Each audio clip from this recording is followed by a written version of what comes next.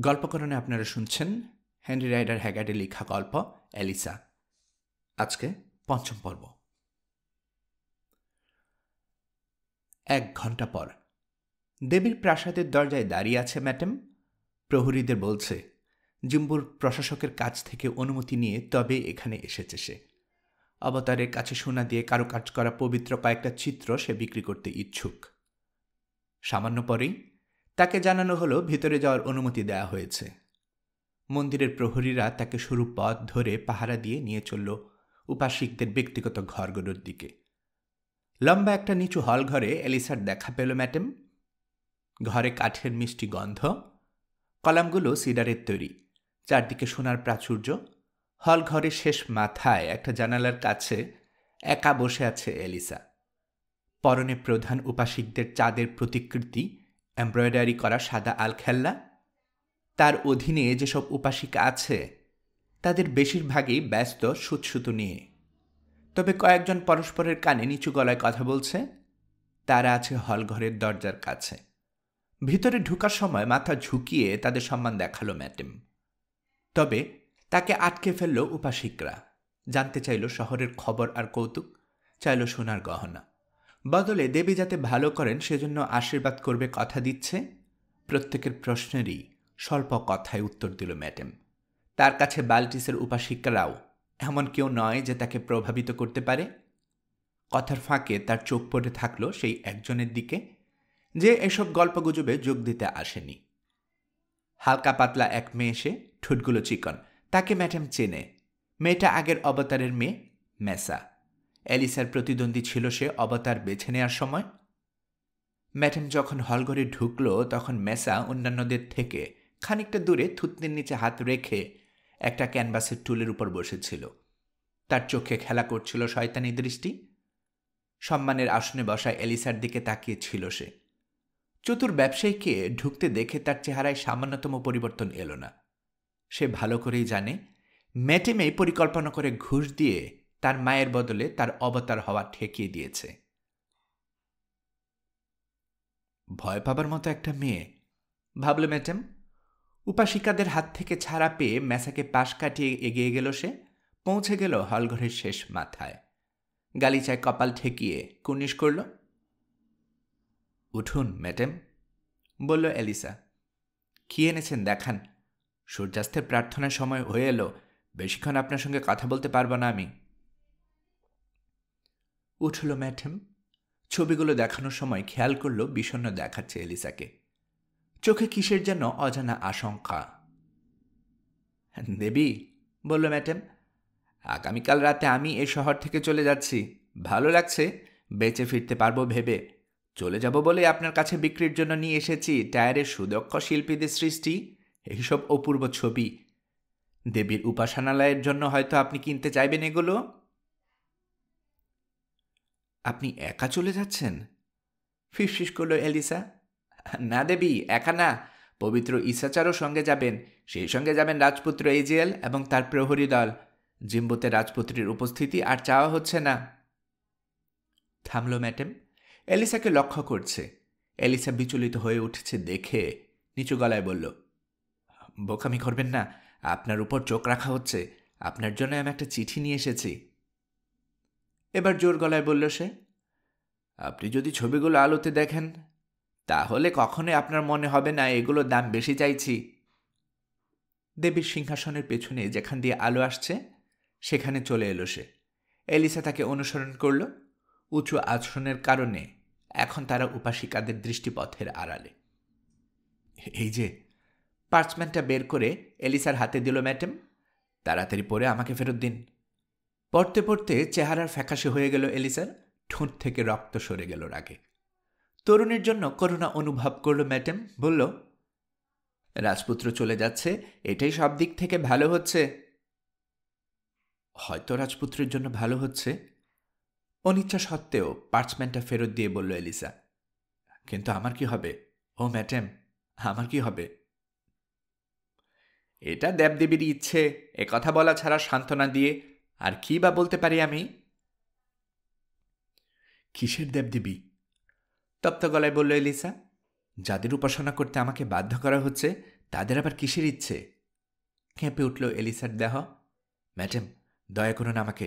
যদি কখনো কোনো মেয়েকে ভালোবেসে থাকেন তাহলে তার কথা ভেবে অন্তত দয়া করুন। বিদায়ের আগে আমি ওর সঙ্গে দেখা করতে চাই, যেভাবেই হোক।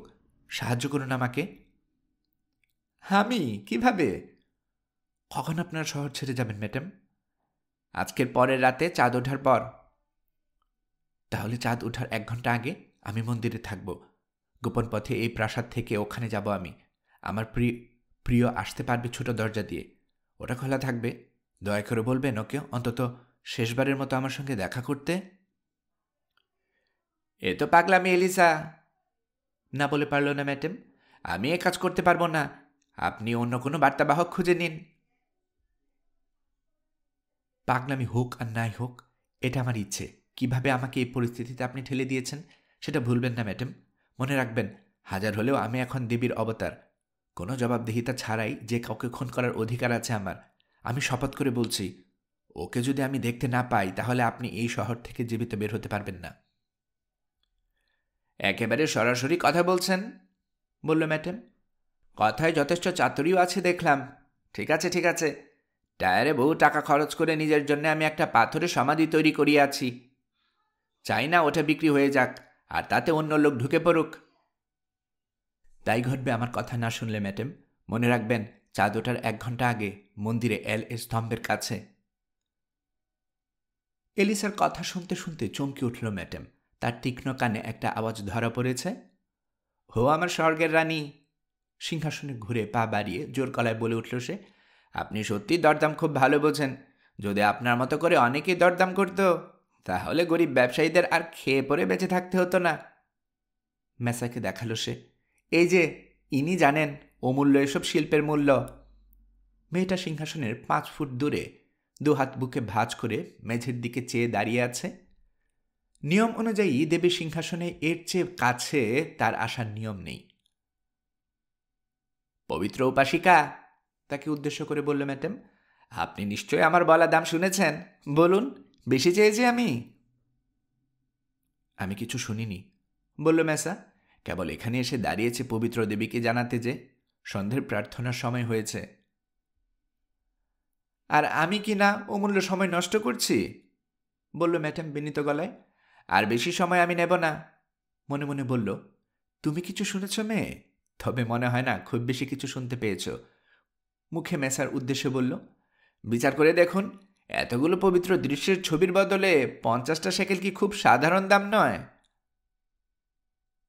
ঠান্ডা চোখে ছবিগুলো দেখল মেসা, তারপর বলল, আমার ধারণা আপনি অনেক বেশি চাইছেন। তবে দাম কত সেটা ঠিক করবেন দেবীর অবতার। তার উপস্থিতিতে এ ব্যাপারে আমি কথা বলার কে? তাহলে আমি বার কি করতে পারি বলুন? হতাশ ভাবে হাত নাড়াল। ঠিক আছে দেবী, আপনি 40 শেকেল বলেছেন, সে কথাই রইল। ওই 40 শেকেলেই সবগুলো ছবি দিয়ে দিচ্ছি। পবিত্র দেবদেবীর ব্যাপার। সত্যি বলতে কি, 10 শেকেল লোকসানই হলো আমার। দেবী, আপনি আপনার কোষাধ্যক্ষকে বলে দিন, সে কাল আমার টাকা দিয়ে দেবে। তাহলে বিদায় দেবী। গালিচায় কপাল ঠেকিয়ে কুর্নিশ করল ম্যাডাম। এলিসার আল খেল্লার নিচের প্রান্তে চুমু খেল। আস্তে করে মাথা দুলিয়ে সম্মান গ্রহণ করল এলিসা। ম্যাডাম উঠতেই দুজনের চোখ এক হল। নীরব এলিসার দৃষ্টির স্পষ্ট সতর্কবাণী চিনতে ভুল হল না চতুর ব্যবসায়ীর। যেন সে বলছে, কি বলেছি মনে রাখবেন। 10 মিনিট পর রাজপুত্র এজিএলের ঘর। ম্যাডাম মাত্র এসে ঢুকল ঘরে। চিঠি দেখে কি বলল ও? ম্যাডামকে দেখে প্রায় লাফ দিয়ে দাঁড়িয়ে জানতে চাইল এজিএল। অস্থিরতা বাঁধ মানছে না তার। সব কজন দেবদেবীর দোহায়, এত জোরে কথা বলবেন না। পেছনের দরজাটা বন্ধ করে দিল ম্যাডাম। একবার যদি টায়ারে ফিরতে পারি তাহলে সবগুলো মন্দিরে আমি সদকা দেব। একটা দেবতা এই মহাবিপদ থেকে আমাকে রক্ষা করতে পারেন না। সব কয়টা সাহায্য দরকার হবে। কি জানতে চান আপনি রাজপুত্র? দেবী এলিসার সঙ্গে দেখা হয়েছে কি না? হ্যাঁ, দেখা হয়েছে। জানেন, আপনি যাকে নিরীহ হরিণী বা প্রাণের ঘুঘু মনে করেন, সে আমাকে কি হুমকি দিয়েছে? খুন করার হুমকি। তার পাগলামি অনুযায়ী না চললে মরতে হবে আমাকে। তার চেয়ে বড় কথা, সত্যি সে যা বলেছে তা করবে। বাল্টিসের অবতার হিসেবে যে কাউকে খুন করার সাধ্য এখন তার আছে। সে যদি মানুষের জীবন নেয় তাহলেও তাকে কারো কাছে জবাবদিহি করতে হবে না। আমি যদি তার কথা মতো কাজ না করি, তাহলে আপনাদের ভালোবাসার ব্যাপার স্যাপার জড়ানো পুরস্কার হিসেবে মরতে হবে আমাকে। ম্যাডাম থামছে না দেখে অধৈর্য এজিএল বলল, বকবক না করে বলো কি বলেছে। বলেছে? কি বলেছে বলে মনে করেন আপনি রাজপুত্র? বলেছে বিদায় নেয়ার জন্য শহর ছেড়ে যাওয়ার 1 ঘন্টা আগে সে আপনার সঙ্গে দেখা করতে চায়। এটা স্রেফ পাগলামি। শুনুন, তাহলে কিভাবে? দেবীর প্রাসাদে যা ঘটেছে বর্ণনা করল ম্যাডাম। এবার জিজ্ঞেস করল, এখন আপনি কি ঝুঁকিটা নিতে তৈরি রাজপুত্র? যদি না নিই, তাহলে আমি কাপুরুষ হিসেবে বিবেচিত হব, জবাব দিল এজেল। নারীর তুলনায় অনেক বেশি ঝুঁকি নিচ্ছে এলিসা। আর আমি কাপুরুষ বলে চাইছি আপনি যান, বলল ম্যাডাম। কিন্তু পবিত্র ইসাচা কি বলবেন? আপনাদের এই দেখা হওয়াটা গোপন থাকবে না? এক মুহূর্ত চিন্তা করল এজেল, তারপর বলল, যাও তাকে এখানে নিয়ে এসো। বেরিয়ে গেল ম্যাডাম। একটু পর নবী ইসাচারকে নিয়ে ফিরল। কি ঘটেছে কিছুই না লুকিয়ে তাকে খুলে বলল এজেল। নীরবে শুনলেন ইসাচার।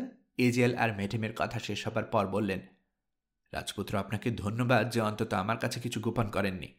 আমি কথা না বাড়িয়ে বলবো, এই কাঁচা পরিকল্পনা আপনি মাথা থেকে ঝেড়ে ফেলে দিন। কষ্ট পেতে হবে, তা না হলে মৃত্যু ঘটতে পারে আপনার। যাবেন আপনি? মাঝখান থেকে বলল ম্যাডাম, নইলে ওই মেয়ে আমাকে খুন করবে। ভয় করো না, হাসল এজেল। ইসাচারের দিকে তাকালো। ইসাচার, আমাকে যেতেই হবে, নইলে। নইলে কি রাজপুত্র? নইলে আমি শহর ছেড়ে যাব না। এটা সত্যি যে সেকন ইচ্ছে করলে আমাকে বের করে দিতে পারেন, কিন্তু তিনি বের করতে পারবেন একটা লাশকে। না ইসাচার, আর কিছু বলবেন না। আমার পক্ষে এখন আর আপনার কথা শোনা সম্ভব হবে না। অ্যালিসা যখন চেয়েছে দেখা করতে, এই শেষবারের মতো আমি ওর সঙ্গে দেখা করবই। দেখা করব প্রেমিক তার প্রেমিকার সঙ্গে দেখা করেছে ভেবে নয়, দেখা করব এমন একজন মানুষ হিসেবে যাকে চিরতরে দূরে সরে যেতে হচ্ছে। ইসাচার বললেন, তাই যদি হয় রাজপুত্র, যদি আপনি সত্যি যা চান, তাহলে আমাকে যাবার অনুমতি দেবেন কি? যদি যেতে চান ইসাচার, তো বাধা দেব না, কিন্তু বলে রাখছি, ওখানে বিপদ হতে পারে। বিপদ? বিপদে আমার কিসের ভয়? যা হবার তাই হবে। ঠিক আছে, তাহলে এ কথাই রইল। আমরা ওখানে একই সঙ্গে যাব। তারপর কি ঘটবে তা জানি না।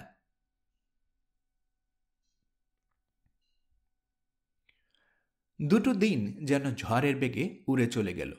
নির্ধারিত দিনে নির্ধারিত সময়ে কালো পোশাক পরা এজেএল, ম্যাডাম আর ইসাচার চললেন মন্দিরের ছোট দরজার দিকে। মাঝরাত হয়ে গেছে প্রায়, তারপরও শহরে এখনও লোক চলাচল থামেনি। তার প্রধান কারণ, সন্ধ্যায় খবর এসেছে 10,000 যোদ্ধা নিয়ে শহরের দিকে এগিয়ে আসছে ইথোবাল। আগামী 2-1 দিনের মধ্যেই নাকি জিম্বো অবরোধ করা হবে। রাত যতই হোক, উপদেষ্টা মণ্ডলীকে নিজের প্রাসাদে নিরাপত্তামূলক আলোচনার জন্য ডেকেছেন সেকুন। রাস্তায় এখানে ওখানে মানুষের জটলা। তারা উদ্বিগ্ন হয়ে নিজেদের ভেতর আলাপ করছে। কামারশালাগুলো থেকে ভেসে আসছে অস্ত্র তৈরির ঠং ঠং ধাতব শব্দ। রাস্তায় টহল দিচ্ছে সৈন্যের দল। শুকনো মাংস আর শস্য ভরা বস্তা পিঠে তুলে নিয়ে যাওয়া হলো খচ্চরদের দল। এক মহিলা বুক চাপড়ে কাঁদছে। তার 3 ছেলেকে প্রতিরক্ষার কাজে যোগ দিতে হয়েছে। 2জনকে তীরন্দাজ হিসেবে আর একজন পাথর বয়ে নিয়ে দেয়াল পোক্ত করবে। এসবের মাঝ দিয়ে মন্দিরে ঢোকার ছোট দরজার কাছে পৌঁছে গেল এজিএল, ম্যাডাম আর ইসাচার। দরজায় ধাক্কা দিয়ে ম্যাডাম ফিসফিস করল, কথা রেখেছেন এলিসা, দরজাটা খোলা, যান ভেতরে ঢোকুন ইসাচার রাজপুত্র। তুমি সঙ্গে আসবে না? জিজ্ঞেস করল ইসাচার।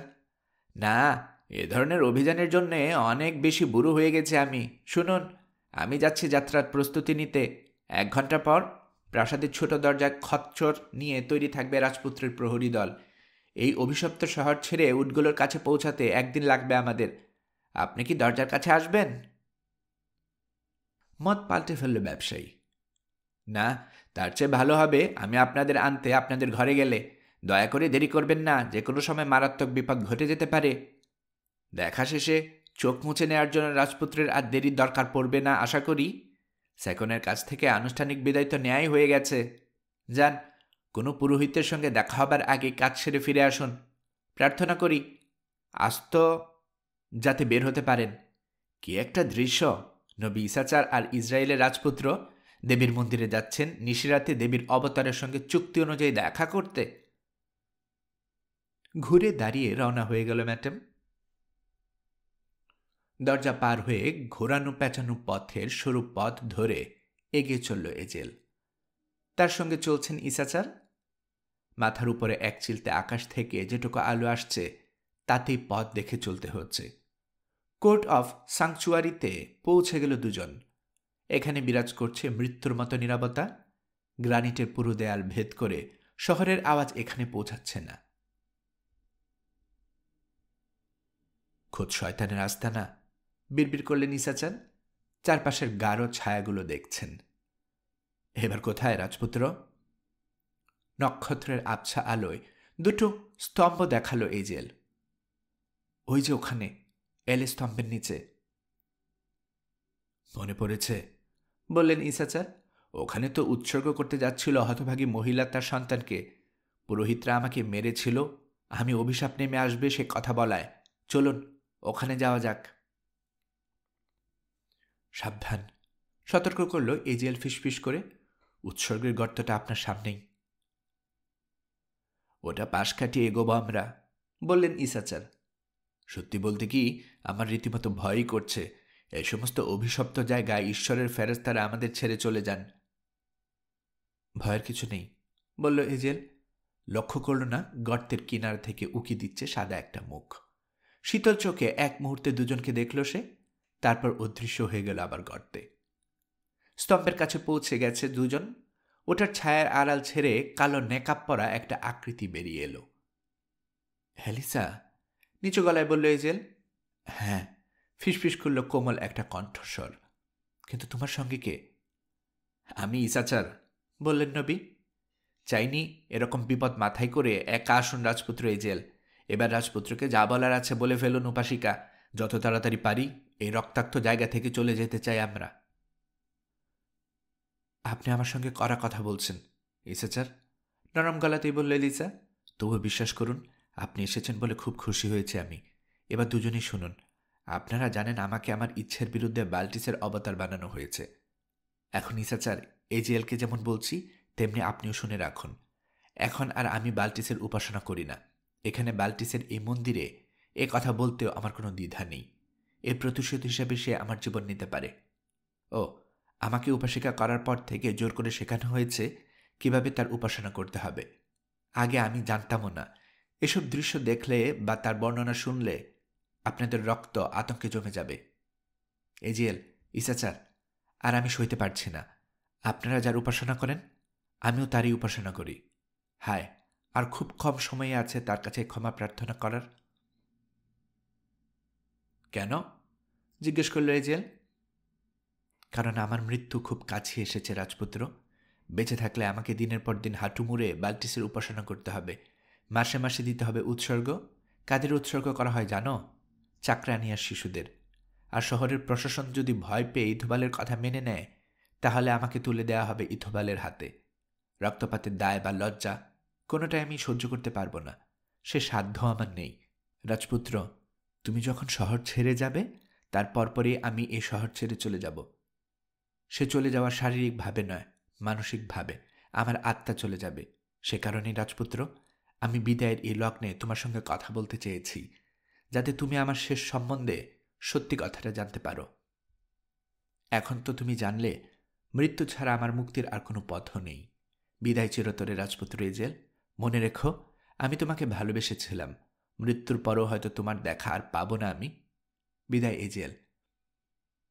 আস্তে করে ঘুরে দাঁড়ালো এলিসা চলে যাওয়ার জন্য। দাঁড়াও, কর্কশ শোনালো এজেলের কণ্ঠ। এভাবে আমাদের বিদায় হতে পারে না। তুমি তো সাহস করে মরতে চাইছ। তোমার কি আমার সঙ্গে পালিয়ে যাবার সাহস হবে না?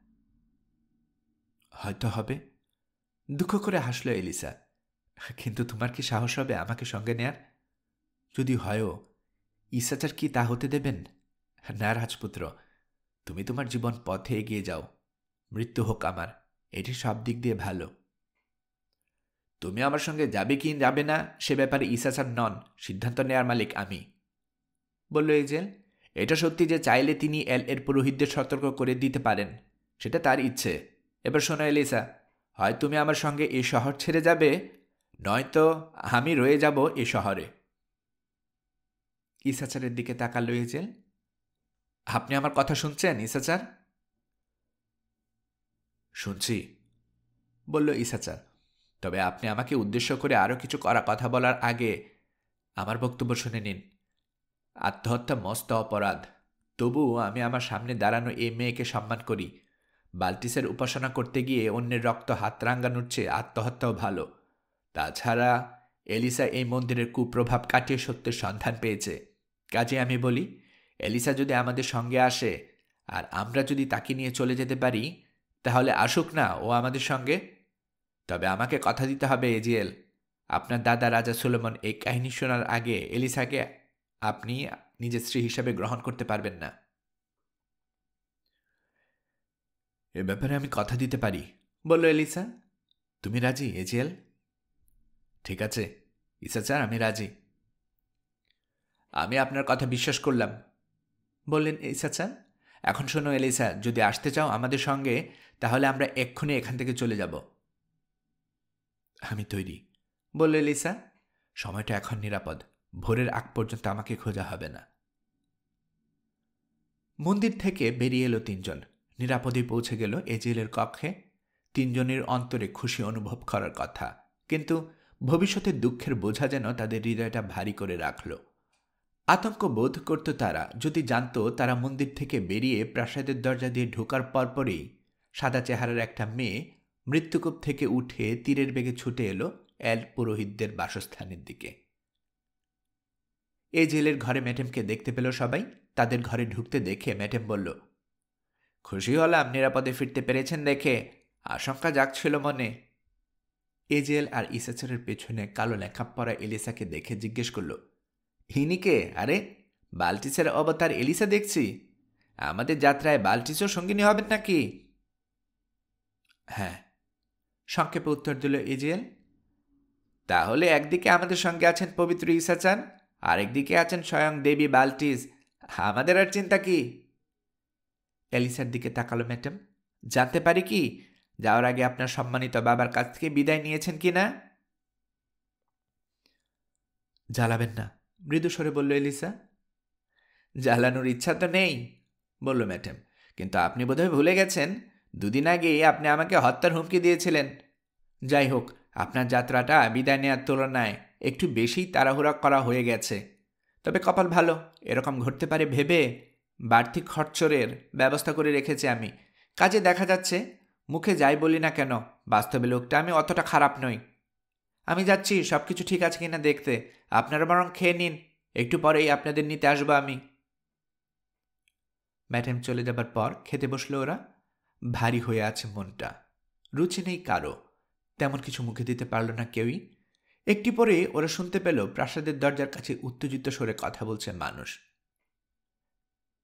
ম্যাডাম আর ওর খচ্চর, বলল এজেল। তাহলে ভালোই, মন্তব্য করল এলিসা। নীরবতা নামলো আবার। তার কিছুক্ষণ পর তিনজনকে চমকি দিয়ে ঘরের জানালার জোরালো ধাক্কার আওয়াজ হলো। ওঠা যাক, বলল এজেল। ম্যাডাম এসেছে। না না, বলে উঠল এলিসা, ম্যাডাম নয়। ওর কথা শেষ হতে না হতে প্রচণ্ড আঘাতে ভেঙে পড়ল দরজাটা। ভেতরে ঢুকল একদল সশস্ত্র পুরোহিত। তাদের সামনে রয়েছে সাদিদ, তার পাশে তার মেয়ে ম্যাসা। জ্বলন্ত কয়লার মতো দু চোখ দুটো যেন জ্বলছে তার।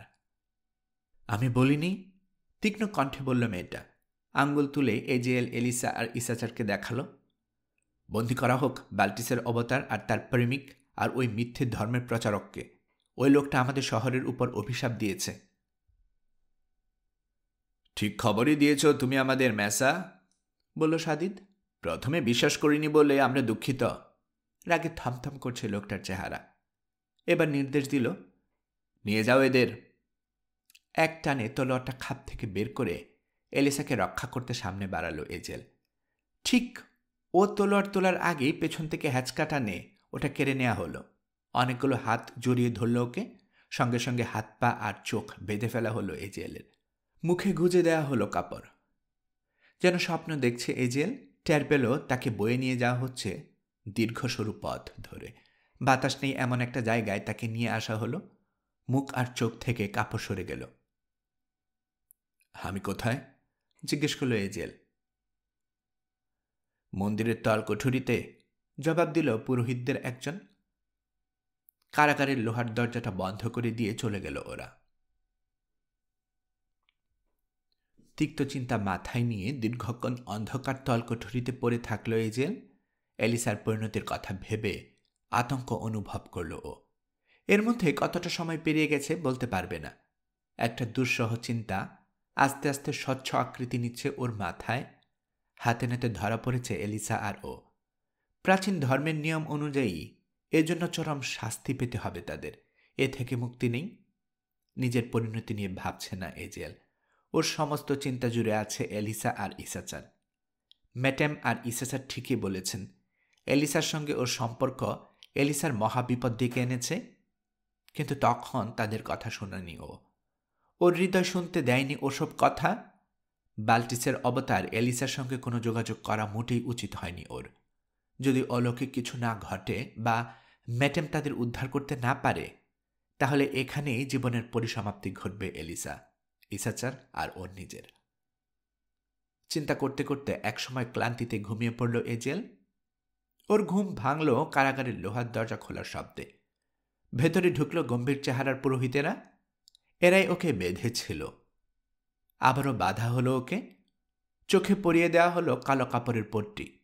অনেকগুলো সিঁড়ি পার হয়ে ওকে বয়ে নিয়ে যাওয়া হলো। মাঝে মাঝে থামছে তারা বিশ্রাম নিতে। তারপর আওয়াজ শুনে এজেল বুঝতে পারল ওকে এমন কোথাও নিয়ে এসেছে তারা, যেখানে অনেক লোক জমায়েত হয়েছে। এবার ওর চোখ থেকে কাপড় সরিয়ে নেওয়া হলো। অস্তমিত সূর্যের রশ্মি অন্ধকারে অভ্যস্ত চোখে পড়ার অজান্তেই এক পা পিছিয়ে গেল এজেল। সঙ্গে সঙ্গে ওকে চারপাশ থেকে ধরে ফেলল। চোখ সয়ে যেতে তার কারণটা দেখতে পেল এজেল। টিলার কিনারায় দাঁড় করানো হয়েছে ওকে। অনেক নিচে ছায়াবৃত শহরটা দেখা যাচ্ছে। দূরে দেখতে পেল ব্যবসায়ীদের ব্যবহৃত পথ। ওটা উপকূলের দিকে চলে গেছে। ও যেখানে আছে সেই জায়গাটা 3 দিক থেকে পাথরে ঘেরা। কিনারাটা চতুর্থ দিক। ওদিকে একধারে পাথরের আসন আছে। সেগুলোতে বসে আছে বিচার করতে আসা এল এবং বাল্টিসের প্রধান পুরোহিত আর উপাসিকারা। তাদের পরনে আনুষ্ঠানিক পোশাক। প্রত্যেকের চেহারা থমথম করছে। ডান আর বাদিকে বিশেষ অনুগ্রহপ্রাপ্ত দর্শকরা দাঁড়িয়ে আছে। তাদের মধ্যে ম্যাটেম আর সেকন্ডকে দেখতে পেল এজেল। তাদের পাশে পাহারা দিয়ে রাখা হয়েছে কালো নেকাব পরা এলিসাকে। ইসাচারও আছেন। এজেল সামনে একটা ছোট্ট বেদিতে আগুন জ্বলছে। তার পেছনে সোনা, হাতির দাঁত আর কাঠ দিয়ে তৈরি দেবী বাল্টিসের মূর্তি। নারী মূর্তিটার বুকে 100টা স্তন। ওটা দেখে এজেল বুঝতে পারল বিচারের জন্য ওদের 3 জনকে নিয়ে আসা হয়েছে এখানে। পাথরে বসা উপস্থিত পুরোহিত আর উপাসিকারা বিচারকদের দায়িত্ব পালন করছে। জায়গাটা চিনতে পারল ও। ওকে বলা হয়েছিল যারা দেবদেবীর বিরুদ্ধাচরণ করে তাদের এখানে বিচার করা হয়। তাদের দোষী সাব্যস্ত করা হলে ছুঁড়ে ফেলে দেয়া হয় কিনারা থেকে। অনেক নিচে রাস্তায় আছড়ে পড়ে তারা। হাড় মাংসের দলা ছাড়া আর কিছুই থাকে না অবশিষ্ট। কিছুক্ষণ দম বন্ধ করা নীরবতার পর আগের অবতারের স্বামী সাদিদের হাতের ইশারায় এলিসার মুখের নেকাব সরিয়ে ফেলা হলো। সঙ্গে সঙ্গে এজেলের দিকে ঘুরে তাকালো এলিসা, ঠোঁটে বিষাদ মাখা হাসি। আপনি জানেন আমাদের কপাল কি আছে? হিব্রুতে ইসাচারকে জিজ্ঞেস করল এজেল। জানি, জবাব দিল ইসাচার। সেজন্য আমি তৈরি। আমার অন্তর যখন পবিত্র আছে, তখন এই কুকুররা আমার শরীর নিয়ে কি করবে তা নিয়ে মাথা ঘামাচ্ছি না। কিন্তু বাছা, আপনার জন্য আমার অন্তরটা কাঁদছে। এলিসাকে দেখলেন তিনি। যখন এই মেয়েটার সঙ্গে আপনার দেখা হলো, তখন সময়টা নিশ্চয় অভিশপ্ত ছিল। ওই দুর্ভাগ্যের সময় আমাকে দয়া করে দোষ দেবেন না, বিড়বিড় করল এলিসা। যাকে ভালোবাসি তার মৃত্যু ডেকে এনেছি। এর চেয়ে বড় শাস্তি আমার আর কি হতে পারে? অভিশাপ দেবেন না। আমার জন্য প্রার্থনা করুন যাতে পাপের পরিণতি হতে রক্ষা পাই। খুশি মনে তোমার জন্য প্রার্থনা করব আমি, এলিসা, নরম সুরে বললেন ইসাচার। যতই মনে হোক এসবের কারণে আসলে তুমি, কিন্তু তা ঠিক নয়। ভবিষ্যৎতব্য আগে স্থির করা থাকে। তোমাকে কড়া কথা বলে ফেলেছে বলে তুমি বরং আমাকে ক্ষমা করো। এলিসা কিছু বলার আগেই সাদিদ সবাইকে চুপ করতে বলল। সঙ্গে সঙ্গে দেবদেবীর পেছন থেকে বেরিয়ে এলো তার মেয়ে মেসা। কে তুমি? জিজ্ঞেস করল সাদিদ। যেন তাকে চেনো না। এখানে কি করছো তুমি? আমি বাল্টিসের মৃত অবতারের মেয়ে মেসা, জবাব দিল সে। বাল্টিসের বর্তমান অবতারের অধর্মের ব্যাপারে আমি প্রমাণ দিতে এসেছি। সেই সঙ্গে প্রমাণ দেব ইসরায়েলের রাজপুত্র আগন্তুক এজিয়েল আর ইহুদি পুরোহিত ইসাচারের বিরুদ্ধে। বেদিতে হাত রেখে কথা বলো, বলল সাদিদ। যা বলবে সে ব্যাপারে সতর্ক থাকবে। বেদিতে আঙ্গুল ছোঁয়ালো মেসা, মাথা ঝুঁকিয়ে সত্য কথনে শপথ নিল। তারপর বলল, যখন দেবীর অবতার হিসেবে এলিসা নির্বাচিত হলো তখন থেকেই তাকে সন্দেহ করি আমি। কেন সন্দেহ করো? জিজ্ঞেস করল সাদিদ। ম্যাটেমের উপর গিয়ে চোখ পড়ল মেসার। খানিক ইতস্তত করল সে। নিজস্ব কোনো দুর্বলতার কারণে ম্যাটেমকে জড়াতে চাইছে না। তারপর বলল, উৎসর্গের আগুনের সামনে এলিসা যখন ধ্যানমগ্ন হল তখন তার কিছু কথা আমার মনে সন্দেহের উদ্রেক হয়। নিয়ম অনুযায়ী যখন তার মুখের কাছে ঝুঁকে দেবী তার মাধ্যমে কি বলেন তা শুনছিলাম আমি, তখন এলিসা রাজপুত্রের সঙ্গে রাতে চাঁদ ওঠার আগে মন্দিরে এল স্তম্ভের কাছে দেখা করার কথা বিড়বিড় করে বলছিল। তারপর থেকে এটা আমার কর্তব্য জ্ঞান করে কয়েক রাত আমি উৎসর্গের কূপের ভেতর লুকিয়ে বসে চারপাশে খেয়াল রাখি। কাল রাতে চাঁদ ওঠার 1 ঘন্টা আগে গোপন পথে এসে হাজির হয় ছদ্মবেশী বাল্টিসের অবতার এলিসা। স্তম্ভের কাছে অপেক্ষায় থাকে সে। একটু পর আসে ইহুদি এজিয়েল আর ওই পুরোহিতরা। তাদের মধ্যে কথোপকথন হয়। দূরে থাকায় তাদের মধ্যে কি কথা হয়েছে তা আমি শুনতে পাচ্ছিলাম না। তারপর তারা মন্দির ত্যাগ করে। আমি তাদের পিছু নিয়ে সেকুনের প্রাসাদে ইহুদি এজিয়েলের ঘর পর্যন্ত যাই। এরপর সাদিদ, আমি আপনাকে কি ঘটেছে জানাই। তখন আপনারা তাদের ওখানে দেখতে পেয়ে ধরেন। এখন আমি প্রাচীন নিয়ম অনুযায়ী ওই মারাত্মক অপরাধীদের ন্যায্য শাস্তি দাবি করছি, নইলে এই শহরের উপর নেমে আসবে দেবী বাল্টিসের ভয়ঙ্কর অভিশাপ। কথা শেষ করে প্রতিযোগিনী এলিসার দিকে বিজয়ের গর্বিত শীতল দৃষ্টিতে তাকিয়ে এক পাশে সরে দাঁড়ালো মেসা। শুনলেন আপনারা? সহযোগী বিচারকদের উদ্দেশ্যে বলল সাদিদ। আর কোনো সাক্ষ্য প্রমাণ দরকার আছে? যদি না থাকে তাহলে সংক্ষেপে বিচার সেরে ফেলুন। সূর্য ডুবতে শুরু করেছে।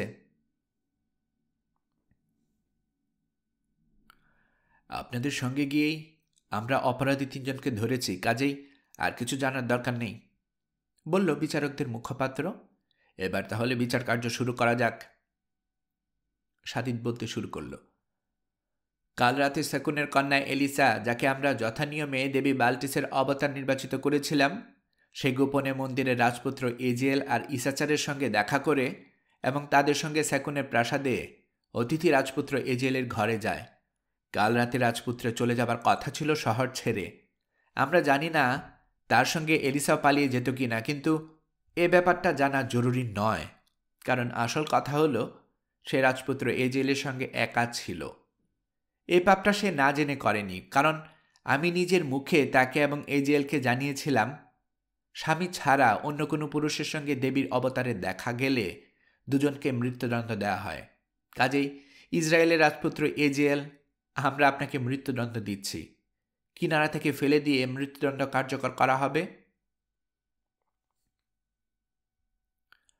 আমি এখন আপনার হাতে বন্দী, মাথা উঁচু করে বলল এজিয়েল। ইচ্ছে করলে খুন করতে পারেন আপনারা আমাকে, তবে আমি বলছি পুরোহিত, জেরুজালেম এবং মিশরের রাজারা আপনাদের এই হত্যার দায়ে দায়ী করবেন। আমার আর বিশেষ কিছু বলার নেই, শুধু এতটুকুই বলবো, এলিসার জীবন আপনার ভিক্ষা দিন। তার সঙ্গে দেখা আমি করেছি, কাজেই অপরাধটা একান্তই আমার একার।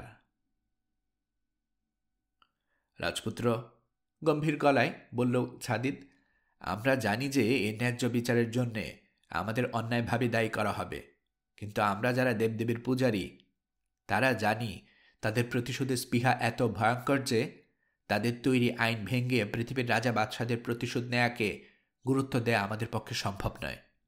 তবে তাদের আইনে বলা আছে আপনাকে মরতেই হবে এমন নাও হতে পারে। সম্মান এবং নিরাপত্তা পাবার একটা পথ আপনাদের সামনে এখনো খোলা আছে। এলিসার দিকে তাকালো সাদিদ। আপনি পৃথিবীতে বাল্টিসের দেবীর অবতার।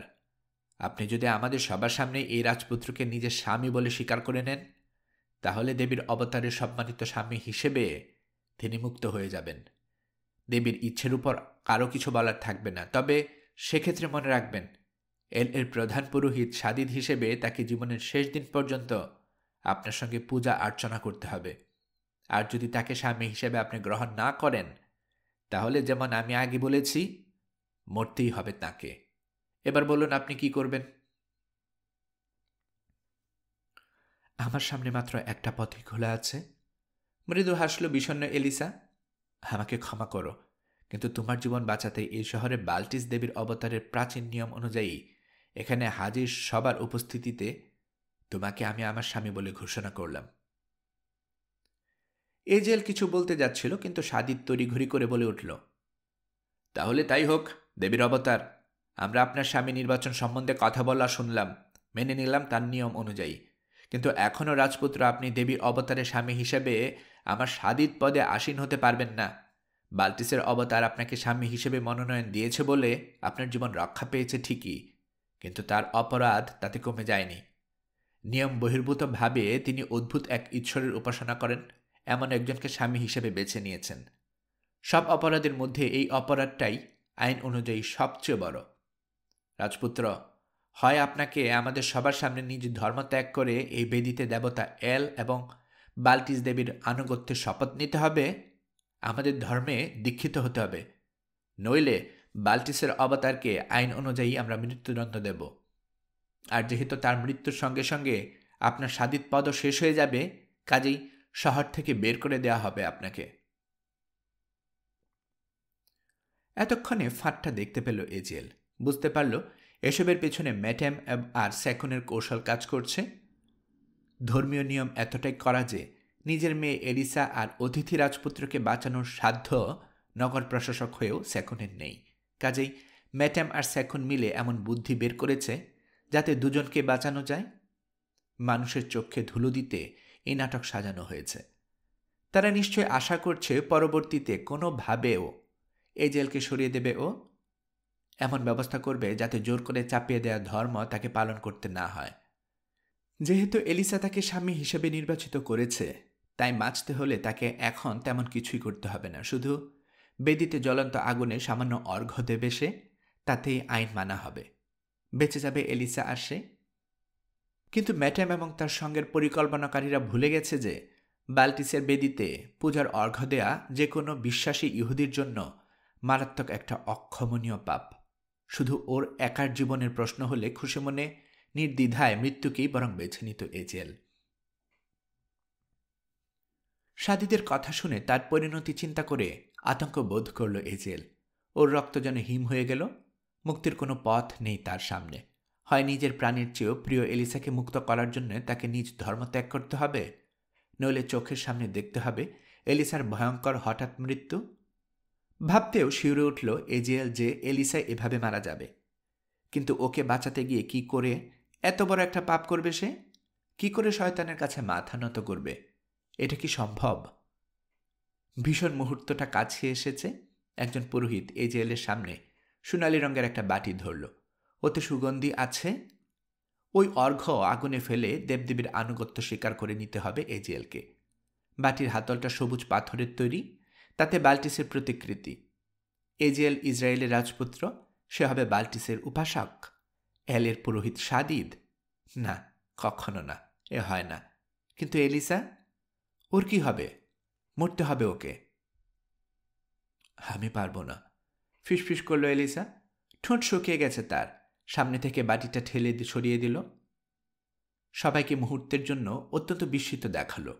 কেউ ভাবতেও পারেনি এমনটা হতে পারে। ধর্ম পরিবর্তন করতে অস্বীকার করে বসতে পারে রাজপুত্র। নীরবতায় কাটল খানিক সময়। তারপর আবার বেদির সামনে এসে দাঁড়ালো মেসা নামের উপাসিকা। রাগান্বিত দেবদেবীর হয়ে বিচার কার্য সম্পাদন করতে তাকেই দায়িত্ব দেওয়া হয়েছে। শীতল গলায় বলতে শুরু করল মেয়েটা, বাল্টিসের অবতার যাকে স্বামী হিসেবে গ্রহণ করেছে, সেই ইহুদি বাল্টিসের অবতারের উপাস্য দেবদেবীর আনুগত্য গ্রহণ করতে রাজি নয়। কাজে আমি ঘোষণা করছি, বাল্টিসের অবতারের মৃত্যু কার্যকর করা হোক, যাতে এই শহরের উপর দেবীর ভয়ঙ্কর অভিশাপ পতিত না হয়। সাদিত তাকে চুপ করতে ইশারা করল। এজেলের উদ্দেশ্যে বলল, আমরা অনুরোধ করছি আপনি আরেকটু ভাবুন। দেবীর অবতারের একমাত্র অপরাধ, তিনি স্বামী হিসেবে এমন একজনকে চেয়েছেন যিনি দেবীর উপর বিশ্বাস রাখেন না। অবতারের পরিণতির কথা চিন্তা করে করুণা হওয়ার চিন্তা করার জন্য আপনাকে আমরা সময় দিচ্ছি। নীরবতা নামল। এজেলের দিকে দ্রুত পায়ে এগিয়ে এলেন স্যাকন। কাতর হয়ে তিনি এজেলকে অনুরোধ করতে শুরু করলেন তার একমাত্র সন্তানকে মৃত্যু থেকে রক্ষা করার জন্য। আকুল হয়ে সন্তানের প্রাণ ভিক্ষা চাইছেন তিনি। এখন আর তিনি নগর প্রশাসক নন, বিপদগ্রস্ত এক তরুণীর স্নেহপরায়ণ বাবা। এক পর্যায়ে বললেন, ধর্মের দোহাই দিয়ে এজেল যদি এলিসাকে রক্ষা না করে, তাহলে সে একটা অমানুষ, একটা কাপুরুষ এবং অসৎ একজন মানুষ বলে বিবেচিত হবে। এজেলকে ভালোবেসেই অপরিবর্তনীয় ধর্মীয় নিয়ম ভেঙেছে এলিসা। ইলিয়াসের সঙ্গে দেখা হলে তার বিপদ হবে জেনেও দেখা করেছে এজেল। আজকে এই পরিণতির দিকে ঠেলে দিয়েছে এলিসাকে। এখন সে এলিসাকে পরিত্যাগ করবে। এ লোকের কথা শুনবেন না এজেল, ধাক্কা দিয়ে স্যাকুনকে সরিয়ে কড়া গলায় বললেন ইসাচার। কণ্ঠ থেকে যেন আগুন ঝরছে তার। এ আপনার হৃদয়ের দুর্বলতার সুযোগ নিয়ে আপনার অন্তরটা ধ্বংস করে দিতে চাইছে। ঈশ্বরের দিক থেকে মুখ ফিরিয়ে মিথ্যে দেবদেবীর উপাসক হওয়ার কথা ভুলেও মনে ঠাঁই দেবেন না। এই মেয়ের সুন্দর মুখশ্রীর কারণে একের পর এক বিপদ এসেছে আমাদের উপর। মরতে যখন হবেই তো মরতে দিন তাকে। নিজের অন্তরটা পবিত্র রাখুন। আমি সতর্ক করে দিচ্ছি, এর অন্যথা করলে যাকে আপনি উপাসনা করেন সেই যোহোভা আপনাদের উপর ভয়ঙ্কর প্রতিশোধ নেবেন। অভিশাপ নেমে আসবে আপনার উপর। শুরুতে আমি সতর্ক করেছিলাম, আপনি আমার কথা শুনেননি। আবার আমি সতর্ক করছি, এজিএল, আপনি যদি আমার কথা না শুনেন তাহলে আপনি হবেন অভিশপ্ত, অভিশপ্ত। আকাশের দিকে হাত তুললেন ইসাচার। জোরে জোরে প্রার্থনা শুরু করলেন যেন এজেলের মতি ভ্রম না হয়। ম্যাটেম আস্তে করে চলে এসেছে এজেলের পাশে। নিচু গলায় বলল সে, রাজপুত্র, আমার অন্তরটা মুরগির কলিজার মতো ছোট নয়। দুনিয়ার অনেক মেয়ে আছে, তাদের মধ্যে একজন থাকলে কি না থাকলে তাতে তেমন কিছু আসে বা যায়ও না। তবে যদিও এলিসা 3 দিন আগে আমাকে খুন করার হুমকি দিয়েছিল, তবু না বলে পারছি না। ওর যদি এভাবে করুণ মৃত্যু হয় তাহলে সত্যি আমি খুব দুঃখ পাব। রাজপুত্র, ওই চিৎকাররত ধর্মান্ত বুড়ো উন্মাদের কথায় কান দেবেন না। মনে করে দেখুন, আসলে আপনি এলিসার আজকের এই অবস্থার জন্য দায়ী। যে আপনাদের জন্য নিজের জীবনের ঝুঁকি নিয়েছে, বিষের তীর নিজের শরীরে নিয়ে মৃত্যুর সঙ্গে লড়েছে, তাকে কি আপনি এভাবে মরতে দেবেন? মাথা কাত করে পাহাড়ের কিনারায় দেখালো সে। আর কোনো পথ খোলা নেই? জিজ্ঞেস করল এজেল। ওর গলা শুকিয়ে কাঠ হয়ে গেছে। মাথা নাড়ল ম্যাডাম। শপথ করে বলছি, সত্যি আর কোনো পথ নেই ওকে বাঁচানোর। ওই বনবিড়ালি মেসা মেয়েটা এলিসার ক্ষমতা আর পথ চায়। ও ছাড়া আর কেউ চাইছে না এভাবে এলিসার মৃত্যু হোক। কিন্তু জনসমক্ষে বিচার সম্পাদন করা হচ্ছে। এখন যদি আপনি রাজি না হন তাহলে মরতে হবে ওকেই। ইথবালের ভয়ে এমনিতেই কাতর হয়ে আছে মানুষ। এখন সোনা ঘুষ দিয়েও তাদের মতামত কেনা যাবে না। সবার ধারণা হয়েছে ধর্মীয় আইন না মানলে স্বর্গ থেকে অভিশাপ নেমে আসবে এই শহরের উপর। আমরা হয়তো অন্য কোনো পরিকল্পনা করতাম, কিন্তু কেউ আমরা ভাবতেও পারিনি যাকে আপনি ভালোবাসেন তার জীবন রক্ষার খাতিরে সামান্য সুগন্ধি আগুনে ফেলতে আপনি অস্বীকার করে বসবেন। সামান্য সুগন্ধি? হাহাকার করছে এই জেলের বুকের ভেতরটা। হ্যাঁ রাজপুত্র, সামান্য একটা কাজ। আপনি বলেছিলেন এলিসাকে আপনি ভালোবাসেন। আগুনে সুগন্ধি ফেললে সেটা হবে আপনার ইচ্ছের বিরুদ্ধে। পরে আমি এই শহর থেকে আপনাদের পালানোর ব্যবস্থা করব। তখন আপনি তওবা করে নিতে পারবেন। যে মেয়ে আপনাকে ভালোবেসে এত বড় ঝুঁকি নিয়েছে, তাকে রক্ষা করতে গেলে আপনার ঈশ্বর যদি ক্ষিপ্ত হন, তাহলে আমি বরং বাল্টিসের উপাসনা করব। বাল্টিসের অন্তর অতটা নিষ্ঠুর নয়। সুগন্ধের বাটি ধরে থাকা পুরোহিতের দিকে তাকালো এজেল। এতক্ষণ চুপ করেছিল এলিসা। এবার এক পা সামনে বেড়ে শান্ত নিচু গলায় বলল, রাজপুত্র এজেল, আমি আপনার জীবন বাঁচাতে আপনাকে স্বামী হিসেবে ঘোষণা করেছি, কিন্তু আমি চাই না আমাকে বাঁচাতে ইচ্ছের বিরুদ্ধে আপনাকে কিছু করতে হোক। কী বা দাম আছে আমার জীবনের? হয়তো মৃত্যুই আমার জন্য ভালো। মনে রাখবেন রাজপুত্র এজেল, একজন ইহুদি হিসেবে পূজা যত ছোটই হোক, তা আপনার জন্য সবচেয়ে বড় পাপ। একজন নারীর জন্যে নিজের অন্তর কলুষিত হওয়া হয়তো ঠিক হবে না আপনার। এমন একজন নারীর জন্য বিধর্মী হওয়া ঠিক হবে না, যে নারী আপনাকে ভালোবেসে শুধু কষ্টের মধ্যেই ফেলেছে। কাজেই আমি অনুরোধ করছি, জ্ঞানী ইসাচারের কথাই শুনুন। মন থেকে দ্বিধা ঝেড়ে ফেলে আমাকে মরতে দিন। আমি তো অন্তরে জানি এই বিচ্ছেদ সাময়িক। মৃত্যুর দরজায় আমি আপনার জন্য অপেক্ষা করব রাজপুত্র এজেল। ধৈর্য হারানোর কারণেই হোক বা এজেলের উপর আরও চাপ সৃষ্টির জন্যই হোক, এজেল কিছু বলার আগে সাদিদ বলল, উনি যা চাইছেন তাহলে তাই করা হোক। সাদিদের কথা শেষ হবার সঙ্গে সঙ্গে এলিসার 2 হাতের কবজি আর 2 গোড়ালির আঁকড়ে ধরল 4 জন উপাসিকা। ওকে বয়ে নিয়ে যাওয়া হলো পাহাড়ের কিনারায়। কিনারার বাইরে ঝুলিয়ে ধরে রাখা হলো ওকে। এলিসার দীর্ঘ কেশ ঝুলে পড়েছে নিচে। অস্তগামী সূর্যের লালচে আলো চিকচিক করছে এলিসার আতঙ্কিত চেহারার উপর। উপাসিকারা অপেক্ষা করছে নির্দেশের জন্য। নির্দেশ পেলেই এলিসাকে ছেড়ে দেবে। সাদিদ তার দ্বন্দ্ব উঁচিয়ে বলল, রাজপুত্র এজেল, বলুন, এ মেয়ে মরবে নাকি বাঁচবে? দ্রুত সিদ্ধান্ত নিন, কারণ আমার হাত দুর্বল। যখন আমি দণ্ডটা নামাবো, সঙ্গে সঙ্গে আপনার সিদ্ধান্ত নেওয়ার সময় ফুরাবে। সবার চোখ সাদিদের হাতে উঁচিয়ে ধরা দণ্ডের উপর স্থির হয়ে আছে। নীরবতা ছিন্ন হচ্ছে শুধু অসহায় সেকনের ফুপানোর আওয়াজে। ম্যাডামের চেহারা বিষাদ মাখা। করুণ দৃশ্যটা যাতে দেখতে না হয়, সেজন্য এমনকি ইসাচারও আলখেল্লা দিয়ে চোখ ঢেকে ফেললেন।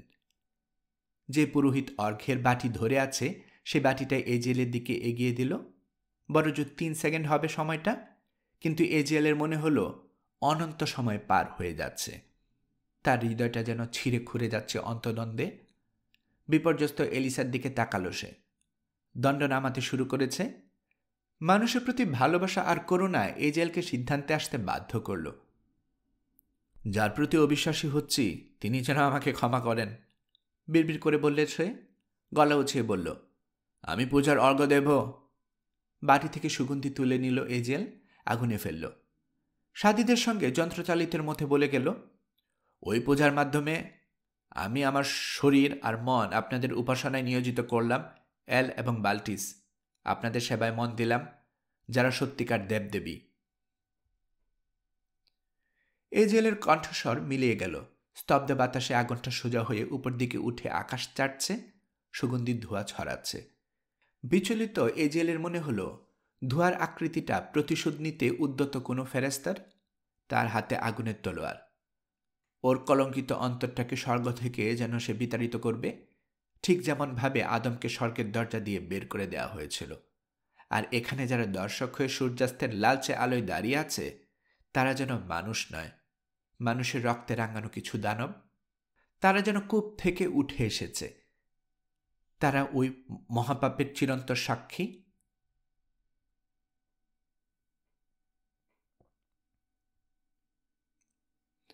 আনুগত্যের শপথ নেওয়া শেষ হয়েছে। পুরোহিত আর উপাসিকাদের মুখ থেকে তীক্ষ্ণ বিজয় ধ্বনি বেরিয়ে এলো। তাদের দেবদেবীর কি জয় হয়নি? সাদিদ তার দ্বন্দ্ব উপরে তোলায় উল্লাসধ্বনি থামল। নীরবতা নামল আবার। ভাই, আপনি সত্যি ভালো কাজ করেছেন, জ্ঞানের কাজ করেছেন, এজেলকে বলল সাদিদ। এবার আপনার পবিত্র স্ত্রীকে গ্রহণ করুন। এলিসাকে দেখালো সাদিদ। পাথরে মুখ রেখে উপর হয়ে শুয়ে আছে এলিসা। তাকে গ্রহণ করুন, তার ভালোবাসা নিয়ে সুখী হন। এখন থেকে আমার বদলে আপনি সাদিদ, আমাদের প্রধান পুরোহিত, এলের পুরোহিতদের নেতা। আগের বিশ্বাস ভুলে যান। জয় হোক আপনার, সাদিদ, বাল্টিসের অবতারের মালিক, এল এর নির্বাচিত সম্মানিত মানুষ। পুরোহিতদের দিকে ফিরল প্রাক্তন সাদিদ। তোমরা পবিত্র স্বামী স্ত্রীকে তাদের প্রাসাদে নিয়ে যাও। ইহুদিদের পুরোহিতটা কি হবে? জিজ্ঞেস করল মেসা। ইসাচারের দিকে তাকালো প্রাক্তন সাদিদ। থো মেরে দাঁড়িয়ে আছে ইসাচার। চেহারায় বেদনার স্পষ্ট ছাপ। অন্তরটা যেন ছিন্ন ভিন্ন হয়ে গেছে তার। দু চোখে খেলা করছে নিখাত আতঙ্ক। ইহুদি, তোমার কথা আমি ভুলে গিয়েছিলাম, বলল প্রাক্তন সাদিদ। তুমিও ওই বিচারের একজন দোষী। আইন অমান্য করে বাল্টিসের অবতারের সঙ্গে দেখা করেছিলে তুমি। ওই পাপের একমাত্র শাস্তি মৃত্যুদণ্ড। তোমাকে রক্ষা করতে কোনো মেয়ে যে তোমাকে স্বামী হিসাবে গ্রহণ করবে তাও হবার নয়। কিন্তু ওই আনন্দ ঘন মুহূর্তে আমরা দয়া করব। রাজপুত্র যা করেছেন তুমিও তাই করো। বেদিতে পূজা দাও, শপথ করো আনুগত্যের, তারপর চলে যাও নিজের পথে। ওই বেদিতে পূজা দেওয়ার আগে তোমাকে আমার কিছু বলার আছে এলের পুরোহিত, শান্ত নিচু গলায় বললেন ইসাচান। কিন্তু তার কণ্ঠস্বরে এমন কিছু একটা আছে যারা শুনল তাদের রক্ত হিম হয়ে এলো। প্রথমে আমি তোমাকে বলছি এজেল, সেই সঙ্গে তোমার মেয়ে। এলিসার দিকে হাত তুললেন তিনি। উঠে দাঁড়িয়েছে এলিসা, বাবার দেহে গা এলিয়ে দিয়েছে, থরথর করে কাঁপছে তার সমস্ত শরীর। আমার স্বপ্ন সত্যি হয়েছে, বললেন ইসাচার। এজেল, তুমি সত্যি মহাপাপ করলে। এই পাপের জন্য উপযুক্ত শাস্তি তোমাকে পেতেই হবে। তবু আমার মুখ থেকে দয়ার একটা কথা শুনো।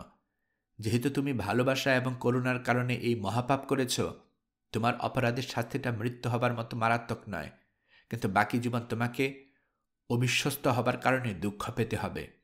একাকী জীবন কাটাতে হবে তোমাকে। অন্তরের ভেতর অনুভব করবে দুঃসহ কষ্ট, মরতে চাইবে দুঃখ থেকে বাঁচার জন্যে। এলিসার দিকে তাকালেন ইসাচন। শোনো মেয়ে, তোমার অন্তর পরিষ্কার এবং পবিত্র, তোমার পা সত্য পথে আছে, কিন্তু তোমার কারণে আজকে এত বড় পাপ সংঘটিত হয়েছে। কাজেই তোমার ভালোবাসা তোমাকে কোনো সন্তান দেবে না। তোমার প্রিয় এজেল তোমাকে মৃত্যুর হাত থেকে রক্ষা করতে পারবে না। সেকনের কন্যা, এ পৃথিবীতে তোমার জন্য আশা করার মতো কিছুই রইল না। জীবন শেষে পরপারে আশা করার জন্য প্রস্তুতি নাও, শুধু সেখানেই তোমার আশা করার সাধ্য আছে। জ্বলন্ত চোখে মেসাকে দেখলেন তিনি। ওখানে দাঁড়িয়ে আছে যে মেয়ে, যে আমাদের খুন করতে চেয়েছিল। শোনো উপাসিকা, তুমি জঘন্য কাজটা করেছ বাল্টিসের অবতার হবার লোভে। এবার তোমার ভবিষ্যৎ জেনে নাও। জঙ্গলিদের কুরে ঝাড়ু দেওয়ার জন্য বেঁচে থাকবে তুমি। তোমার পেটে আসবে জঙ্গলিদের সন্তান। আর তুমি পুরোহিত। প্রাক্তন সাদিদের দিকে ফিরলেন তিনি। তোমার অন্তরের কথা আমি জানি। তুমি এজেলকে খুন করতে চেয়েছিলে যাতে সে তোমার পদ আর ক্ষমতা নিতে না পারে। তুমি চেয়েছিলে নিজে ওই পদে আসীন থাকতে। তুমি যাবে মরুভূমির শেয়ালের পেটে।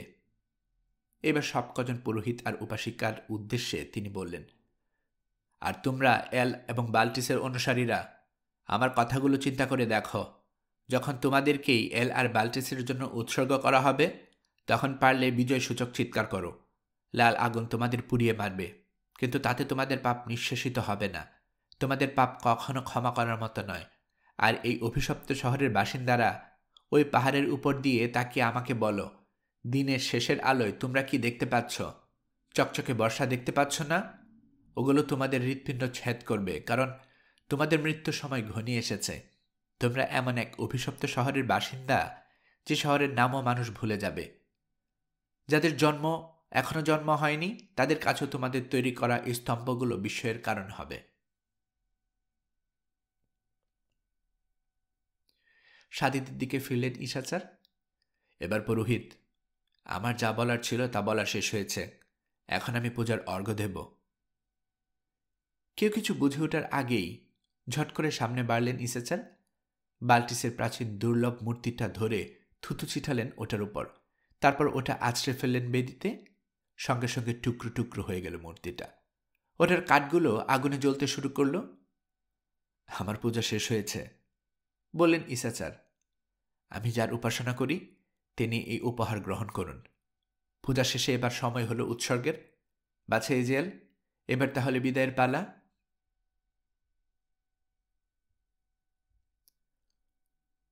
ভয় আর আতঙ্কের মাঝ দিয়ে খানিকটা সময় পেরিয়ে গেল। সবার চোখ বাল্টিসের ভেঙে টুকরো টুকরো হয়ে যাওয়া বাল্টিসের মূর্তির উপর স্থির হয়ে রইল। আগুনে পুড়ছে ওটা। স্তম্ভিত ফিরে পেয়ে রাগে গর্জন করে উঠল পুরোহিত আর উপাসিকারা। ছুটে এলো নবী ইসাচারকে ধরতে। বুকে হাত বেঁধে নীরবে দাঁড়িয়ে থাকলেন ইসাচার। হাতের দাঁতের তৈরি ভারী দণ্ড দিয়ে তাকে আঘাত করতে শুরু করল উপাসিকারা। পুরোহিতরা ভয়ঙ্কর আক্রোশে মারতে শুরু করল তাকে। এক সময় তারা থামল। ইসাচার তার আগে মারা গেছেন। এজেল নিরস্ত্র হলেও তাকে রক্ষা করতে ছুটে গিয়েছিলেন, কিন্তু ও নিজের মৃত্যু ডেকে আনবে বুঝে মেটেম আর সেকন ঝাঁপিয়ে পড়ে ওকে আটকে রাখলেন। তাদের সঙ্গে কুস্তি করে এজেল নিজেকে মুক্ত করতে পারার আগেই সব শেষ হয়ে গেল। চিরতরে স্থির হয়ে গেল ইসাচান। সূর্য ডুবে গেছে, অন্ধকার নামছে চারপাশে। এজেলের মনে হলো শরীরে সামান্য শক্তিও নেই ওর। অজ্ঞান হয়ে মাটিতে লুটে পড়ল ও। অবিরাম দুঃস্বপ্নের মধ্যে সময় কাটছে এজেলের। বারবার দেখতে পাচ্ছে ও নবী ইসাচারের নৃশংস মৃত্যু, শুনতে পাচ্ছে তার কথা। ঈশ্বরের বদলে বাল্টিসের অনুগত হয়ে যে পাপ করেছে সে, তার জন্য অভিশাপ পড়বে তার উপর। একসময় স্বপ্ন শেষ হলো, ঘুম ভেঙে গেল এজেলের। দেখল অদ্ভুত একটা ঘরে শুয়ে আছে ও। রাত এখন। ঘরে হলদে আলো ছড়াচ্ছে লন্ঠন। সেই আলো দেখল এক লোক গ্লাসে কি যেন মেশাচ্ছে। এত দুর্বল বোধ করছে যে প্রথমে এজেল মনে করতে পারল না লোকটাকে। তারপর ধীরে ধীরে মনে পড়ল সবকিছু। ম্যাডাম, আমি কোথায়? জিজ্ঞেস করল ও। মুখ তুলে তাকালো ফিনিশিয়ান ব্যবসায়ী, তারপর মৃদু হেসে উত্তর দিল, যেখানে আপনার থাকার কথা রাজপুত্র। আপনি আছেন সাদিদের জন্য নির্বাচিত প্রাসাদে, কিন্তু এখন আপনার কথা বলা উচিত হবে না। অসুস্থ হয়ে পড়েছেন আপনি। নিন, এটা পান করুন, তারপর ঘুমান। তরলটা গেলে নিল এজেল। সঙ্গে সঙ্গে দু চোখে নেমে এলো গভীর ঘুম। আবার যখন ঘুম ভাঙল তখন সকাল। জানালা দিয়ে দিনের আলো আসছে। সূর্যের রশ্মি ম্যাডামের দয়ালু চেহারায় এসে পড়েছে। হাত দিয়ে নিজের থুতনি ধরে একটা টুলের উপর বসে এজেলের দিকে তাকিয়ে আছে সে। আমাকে বলো কি কি ঘটেছে এর মধ্যে, বলল এজেল। শিউরে উঠল ম্যাডাম। আপনার বিয়ে হয়ে যাবার পর পবিত্র ইসাচার বোকামি করলেন, সবই বলবো আমি। আগে আপনি কিছু খেয়ে নিন। খাবার এগিয়ে দিল সে এজেলের দিকে। কিছুক্ষণ পর বলল, এই নিয়ে 3 দিন আপনি জ্বরের ঘোরে অচেতন হয়ে পড়ে আছেন। আমি এখানে আছি আপনার সেবা করতে। ধর্মীয় কাজের ফাঁকে সময় পেলেই আপনাকে এসে দেখে যাচ্ছে আপনার বউ এলিসা। এলিসা? ও কি এখানে আছে? সাতবাহন রাজপুত্র, সে আছে, শীঘ্রই চলে আসবে আপনাকে দেখতে। এবার শুনুন ইথবালের কথা। সে তার কথা রেখেছে। বিরাট সৈন্যবাহিনী নিয়ে শহর ঘেরাও করেছে সে। রসদপত্র আনার আর কোনো উপায়ও নেই। শহর ছেড়ে বের হওয়ার আর কোনো পথ খোলা নেই। ধারণা করা হচ্ছে আগামী সপ্তাহে আক্রমণ করবে সে। অনেকের ধারণা শহর দখল করে নিতে পারবে সে। গুজব শোনা যাচ্ছে ওই ঝুঁকি এড়াতে পুরোহিত আর উপাসিকারা নিজেদের ভেতর আলোচনা করছে ইথবালের হাতে তার সেকনের কন্যা এলিসাকে তুলে দেবে কিনা। সেক্ষেত্রে যুক্তি দেখানো হবে, যেহেতু ঘুষের মাধ্যমে এলিসাকে অবতার নির্বাচিত করা হয়েছে, কাজে বাল্টিস দেবীর একান্ত ইচ্ছে সে অবতার হয়নি। কিন্তু তাদের ধর্ম অনুযায়ী এলিসা আমার স্ত্রী, বলল এজেল। এলিসাকে তারা আরেকজনের কাছে তুলে দেবে কি করে? এলিসাকে যদি অবতার হিসেবে না মানা হয়, তাহলে নিয়ম অনুযায়ী আপনিও তার স্বামী হতে পারেন না রাজপুত্র। তখন তো আপনি স্বাধীন নন। এসব যুক্তির আসলে কোনো দাম নেই। আসল কথা হলো, শহরের সমস্ত মানুষ ইথবালের আক্রমণের পরিণতি চিন্তা করে আতঙ্কিত। তারা এলিসাকে ইথবালের হাতে তুলে দিয়ে যুদ্ধ এড়াতে চাইছে। সত্যি বলতে, দরকার হলে স্বয়ং দেবী বাল্টিসকেও পাকড়ে ধরে তারা ইথবালের সঙ্গে বিয়ে দিয়ে ছাড়ত। এলিসা নিজের বিপদটা জানে। ওই যে এসে গেছে, ও নিজের মুখেই শুনুন। দরজার পর্দা সরে গেছে। ভিতরে ঢুকল এলিসা। ওর পরনে অবতারের চমকপ্রদ পোশাক, কপালে চাঁদ আকৃতির সোনার গহনা। রাজপুত্রের শরীর এখন কেমন ম্যাডাম? নরম গলায় জিজ্ঞেস করল এলিসা। দেয়ালে ছায়ার আবৃত কেদারের দিকে উদ্বিগ্ন চোখে তাকালো ও। নিজেই দেখুন কেমন, মাথা ঝুঁকিয়ে সম্মান দেখিয়ে বলল ম্যাডাম। ELISA, ELISA! ধর্মর করে উঠে বসল এজেল, দুহাতে জড়িয়ে ধরল। এবার তাকে দেখতে পেল এলিসা। ছুটে গিয়ে ওর বুকে আছড়ে পড়ল ও। কিছুক্ষণ ওভাবে পরস্পরকে জড়িয়ে ধরে থাকলো দুজন। বিড়বিড় করে ভালোবাসার কথা বলল। আমি কি চলে যাব? জিজ্ঞেস করল ম্যাডাম। একা থাকবেন আপনারা? এজেল মাথা নাড়ানোই বলল, থাকবো তাহলে। তাহলে রাজপুত্র, আমাকে আমার মনে করিয়ে দিতে হয় আপনি এখনো খুবই দুর্বল। দয়া করে আবেগপ্রবণ হয়ে উঠবেন না। মন নরম করো না এজেল, বলল এলিসা। এমন কাউকে নিশ্চয়ই তুমি পছন্দ করবে না যে এখনো বাল্টিসের অবতার হিসেবে অভিনয় করছে। সত্যি কথা জানতে চাও? তবে বলবো, আমি আর বাল্টিসের উপাসনা করি না। আমার জীবন বাঁচাতে এলের আনুগত্য স্বীকার করে মহত্ব দেখিয়েছ তুমি, কিন্তু আমি যখন বলেছিলাম কাজটা করো না, তখন আমি অন্তর থেকেই বলেছিলাম খুব খারাপ লাগছে আমার ভাবতে যে আমার জন্যই তুমি এত বড় পাপ করলে। তার চেয়েও বড় কথা, এতে উপকার কিছুই হলো না। পবিত্র ঈশাচারের ভবিষ্যৎবাণী আমাদের উপর সত্যি হয়ে নেমে আসবে। মৃত্যুকে আমরা এড়াতে পারব না, দুঃখকে তুমি এড়াতে পারবে না। মৃত্যুর চেয়ে খারাপ কিছু আর কি কামনা করা যায়? এই শহর থেকে আমরা পালাতে পারি না? জিজ্ঞেস করল এজেল। না, ম্যাডামের কাছে শুনেছি তা অসম্ভব। দিনরাত্রি আমাকে নজর রাখা হচ্ছে, পাহারা দেয়া হচ্ছে। হ্যাঁ, মেসা সর্বক্ষণ আমার পিছনে পিছনে ঘুরছে। তাছাড়া ইথোবাল শহরটাকে এমনভাবে ঘিরে রেখেছে যে একটা চড়ুই পাখিও তার অজান্তে শহর থেকে বের হতে পারবে না। এজেল, তার চেয়েও খারাপ খবর হচ্ছে শান্তি রক্ষার জন্য ইথোবালের হাতে আমাকে তুলে দেওয়ার কথা ভাবা হচ্ছে। এমনকি আমার বাবাও এই ষড়যন্ত্রের সঙ্গে জড়িত। তিনি ভাবছেন যদি শহরটা রক্ষা করতে আমাকে পরিত্যাগ করতে হয়, তাহলে সেটা করাই তার কর্তব্য। কিন্তু তুমি তো বাল্টিসের অবতার, তোমার ইচ্ছের বিরুদ্ধে কিছু হতে পারে না। জিম্বুতে এখন যেরকম পরিস্থিতি, তাতে স্বয়ং দেবীর ইচ্ছেও গুরুত্ব পেত না এজেল। আমি জেনেছি আজ রাতে আমাকে জোর করে তুলে দেওয়া হবে। মেসা আর আরও কয়েকজনকে দায়িত্ব দেওয়া হয়েছে। ঠিক করা হয়েছে পরে ঘুষ হিসেবে আমাকে তুলে দেওয়া হবে ইথোবালের কাছে। তার আগে আমাদের মরে যাওয়া ভালো, মন্তব্য করল এজেল। মাথা দুলে নীরবে সাই দিল এলিসা, তারপর বলল, তার আগে আমার মরে যাওয়া ভালো। এবার আমার কথা শোনো এজেল, আমারও একটা পরিকল্পনা আছে, যদিও ক্ষীণ, তবু এখনও একটু আশা আছে আমাদের। জিম্বুতে আসার সময় হয়তো তুমি খেয়াল করেছ, শহরের ফটকের 3 মাইল দূরে পাহাড়ের কাঁধে পাথর কাটা হয়েছিল। ওখানে ব্রোঞ্জের গরাতসহ একটা দরজা আছে, তার ভিতরে সমাধি গুহা। দেখেছি, বলল এজেল। শুনেছি ওটাই সবচেয়ে পবিত্র কবরস্থান। ওটা বাল্টিসের অবতারের সমাধি, বলে চলল এলিসা। আর আজ সূর্য ডোবার সময় আগের অবতারের কবর জিয়ারত করতে হবে আমাকে। নিয়ম অনুযায়ী ওখানে আমাকে একাই ঢুকতে হবে, বন্ধ করে দিতে হবে দরজাটা, আর কেউ তখন সঙ্গে থাকতে পারবে না। এখন ষড়যন্ত্রকারীদের পরিকল্পনা হচ্ছে আমি যখন সমাধি থেকে প্রাসাদের দিকে ফিরব, তখন তারা আমাকে অপহরণ করবে। কিন্তু আমি ফিরব না এজেল, সমাধিতেই থাকবো আমি। না না না, ভয় পেও না, মরে পড়ে থাকবো না ওখানে। আমি ওখানে খাবার আর পানি সংগ্রহ করে রেখেছি, অনেক দিন চলবে তাতে। কিন্তু তাতে কি কাজ হবে? বলল এজেল। ওরা তো দরজা ভেঙে তোমাকে বের করে আনবে। তা যদি তারা চেষ্টা করে তাহলে একটা লাশ বের করতে পারবে, বলল এলিসা। ওটা তারা ইথোবালের হাতে তুলে দেবে বলে মনে করি না। আমার বুকের কাছে পোশাকের ভেতর একটা বিষ রেখেছি, কোমরেও খাপের ভিতর একটা ছোরা আছে। নগণ্য একটা জীবন প্রদীপ নিবিয়ে দিতে এ দুটোর একটাই কি যথেষ্ট নয়? আমাকে যারা অপহরণ করতে যাবে তাদের আমি বলবো আমাকে ধরতে চেষ্টা করলে বিষ খাবো বা ছোরা দিয়ে নিজেকে শেষ করে দেব। আশা করি তাতেই তারা হামলা করবে না। ভাববে খিদের জ্বালায় অস্থির হয়ে ধরা দেব আমি। হয়তো মনে করবে বন্দি করে রাখলে সুযোগ পেলে জীবিত ধরতে পারবে আমাকে। তুমি খুব দৃঢ় মনের মেয়ে, প্রশংসা ঝরল এজেলের কণ্ঠ থেকে। কিন্তু আত্মহত্যা মহাপাপ, এমন একটা মহাপাপ যেটা করার সাহস আমার আছে প্রিয়, বলল এলিসা। ইতোবালের হাতে আমাকে তুলে দেবার চেয়ে অনেক কম খারাপ অবস্থাতেই আমি নিজের জীবন দিতে পারি। আর যার কাছে আমি মিথ্যে বলি না কেন, তোমার কাছে কখনো অসত্য বলবো না আমার জীবনে হেজিয়েল।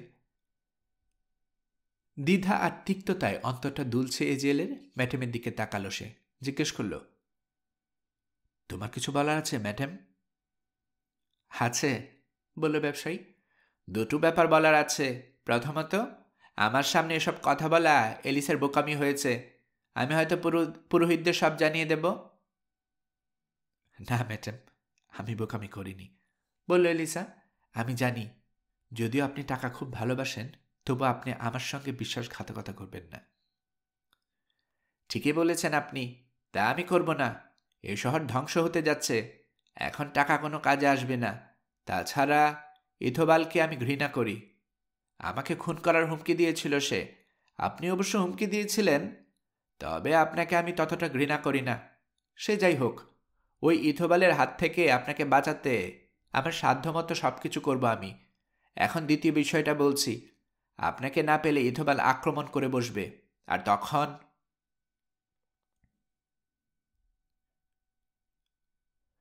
তখন হয়তো যুদ্ধে হারবে সে, ম্যাডাম। শহরের নাগরিকরা নিজেদের জীবন বাঁচাতে প্রাণপণে লড়াই করবে, আর রাজপুত্র এজেল আছেন এখানে, যুদ্ধের কলাকৌশল জানা দক্ষ একজন সেনাপতি তিনি। শরীর ঠিক হয়ে গেলে তিনিও লড়বেন। এজেল বলল, চিন্তা করো না এলিসা, 2 দিন সময় দাও আমাকে, জান বাজি রেখে লড়ব আমি।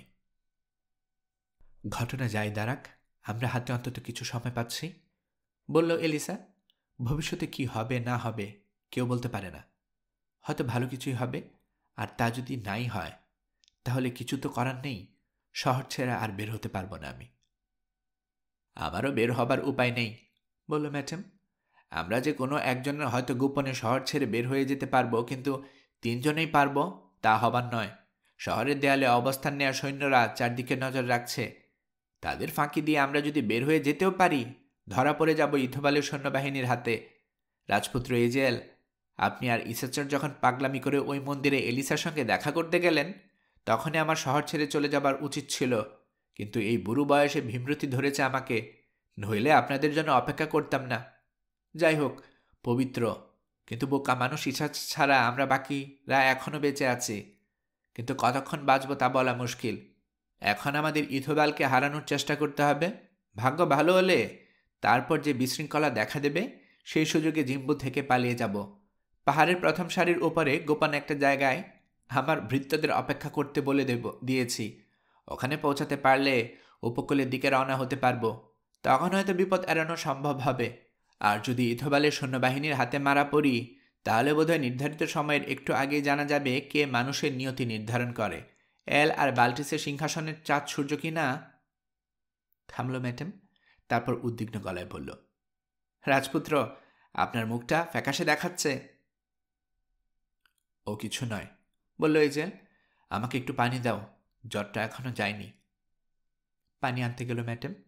ক্যাদারার পাশে ঝুঁকে দাঁড়ালো এলিসা। তারপর এজেলের হাতটা তুলে নিল নিজের হাতে, ফিসফিস করে বলল, আমার আর বেশিক্ষণ এখানে থাকা উচিত হবে না এজেল। আমি জানি না কিভাবে বা কখন আবার আমাদের দেখা হবে। হৃদয়টা ভারী হয়ে আছে আমার। মনটা বলছে মৃত্যু খুব কাছে এসে গেছে। তোমাকে অনেক কষ্টে ফেলেছি আমি, কিন্তু কিছুই দিতে পারিনি, শুধু ভালোবেসে গেছি। সেটা তো আর অতি সাধারণ জিনিস, যে কোনো মেয়েই ভালোবাসতে পারে। তোমার ভালোবাসাই আমার জন্য সবচেয়ে দামি, বলল এজেল। তোমার ভালোবাসা জয় করতে পেরে আমার জন্ম সার্থক হয়েছে। কিন্তু আমাকে ভালোবেসে অনেক বেশি মূল্য দিতে হলো তোমাকে। বুঝতে পারছি ওই বেদির আগুনে পূজা দেবার সময় কতখানি কষ্ট হয়েছে তোমার। যে ঈশ্বর তোমার ছিলেন, তিনি এখন আমারও ঈশ্বর। তার কাছে আমি প্রার্থনা করি যাতে সমস্ত পাপের জন্য তিনি আমাকে শাস্তি দেন, যেন তোমার কোনো ক্ষতি না হয়। এজেল, দেহ বা মনে আমি শুধু তোমার, শুধুই তোমার। এখন তোমাকে ছেড়ে যাচ্ছি। আবার যদি দেখা হয়, সেটা এই দুনিয়াতেই হোক বা অন্য কোথাও, সতী হিসেবেই আবার আমি তোমার হব। জন্ম নিয়েছিলাম বলে আমি সুখী, কারণ তোমার দেখা পেয়েছি। তুমি বলেছ আমাকে তুমি ভালোবাসো। আবার যদি জন্ম হতো, তাহলে আবারও আমি সুখী হতাম। তুমি ওভাবে আমাকে ভালোবাসার শপথ নিলে। তা যদি না হতো, তাহলে মরণ চাইতাম। তুমি ছাড়া জীবন আমার কাছে নরকে বাস করার মতো। না এজেল, দুর্বল হয়ে পড়ছো তুমি। আমি বরং এখন যাই। বিদায় এজেল। জীবিত থাকি বা মৃত, আমাকে তুমি ভুলে যেও না। আমি শপথ করে বলছি, ঈশ্বর দরকার হলে তোমার কারণে আমার মরণ দিক, আমার কারণে তোমাকে যেন মরতে না হয়, বলল এজেল। এটা তো আমার প্রার্থনা, ফিসফিস করল এলিসা। ঝুঁকে এজেলের কপালে চুমু খেল ও, তারপর বেরিয়ে গেল ঘর ছেড়ে।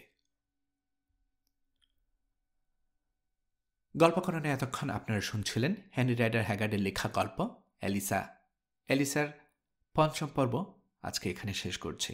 আমি নিয়মিতভাবে গল্প পাঠ করে আপনাদেরকে শোনাচ্ছি। গল্প পাঠ ভালো মনে করে থাকলে আমার এই গল্পটি আপনার বন্ধুবান্ধব প্রিয়জন সবার কাছে শেয়ার করবেন, তাতে করে তারা এই গল্পটি শোনার সুযোগ পাবে। আপনারা ভালো থাকবেন, সেই প্রত্যাশা এখানে বিদায় নিচ্ছি।